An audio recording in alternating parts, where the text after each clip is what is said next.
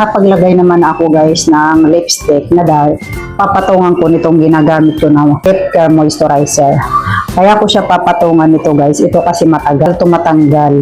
And ang lakad kasi namin guys ay medyo matagal. Kaya hindi na ako magdadala ng pang-retouch kasi nga ito kapag nilagay mo na to sa labi matagal tumatanggal. So may kasama siyang spatula. Tama ba pagbigas ko? So ayan ang kanyang itsura guys. And itong kulay pala na pinili ko ay pink to peach. Kaunting amount lang yung kukunin nyo guys. Sobrang dami na nito kapag nilagay nyo sa labi. Ganyan. So ayan o. Konti lang guys, malalagyan na lahat ng labi nyo. So ilalagay ko lang, papatungan ko lang yung lipstick ko na yan. Kasi yung lipstick ko na yan guys, natatanggal yan. Gusto ko kapag natanggal yan, mayroon na nito. So maglalagay lang ako.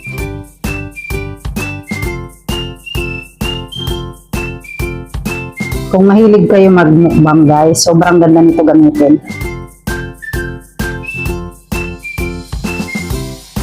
So ayan guys, ang ganda ng kulay niya, 'di ba? Sobrang ganda nito gamitin guys.